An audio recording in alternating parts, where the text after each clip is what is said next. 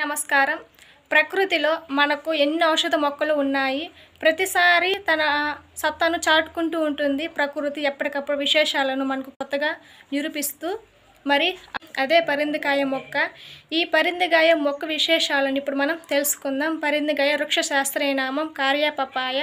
ఈ పరిందికాయ ఆకులతో మనకు ఎన్నో ప్రయోజనాలు ఉన్నాయి. ముఖ్యంగా మనకు డెంగ్యూ జ్వరం వచ్చిందంటే చాలు రక్తంలో రక్త ఫలికల శాతం తగ్గిపోయి చాలా నీరసించిపోతాం. ఫలితంగా మనిషి చనిపోయే అవకాశం కూడా ఈ జ్వరం వల్ల మనకు కలుగుతుంది. దానికి ఔషధంగానే ఈ పప్పాయ ఆకులను ఉపయోగిస్తారు. ఈ ఆకులు తాగడం వల్ల రక్తంలో రక్త ఫలికల శాతం ఎక్కువగా అభివృద్ధి జరుగుతుంది. ఈ ఆకులను జ్యూస్ చేసుకొని తాగడం వల్ల కడుపులో మంట, అజీర్తి అనే సమస్యలను నుంచి మనం దూరం అవ్వచ్చు. మన శరీరంలో ఎంత పెద్ద ప్రోటీన్ అయినా సరే చిన్నదిగా చేసి అమినో యాసిడ్గా మారుస్తుంది. దాని ద్వారా మనకు శక్తి త్వరగా లభిస్తుంది. ఈ ఆకులలో పాపైన్ అనే ప్రోటీన్ను కరిగించే ఎంజైమ్ ఉంటుంది.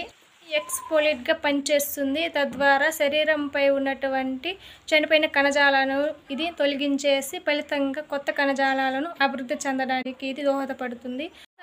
ప్రకృతి మానవాళికి ఎంత లాభదాయకమో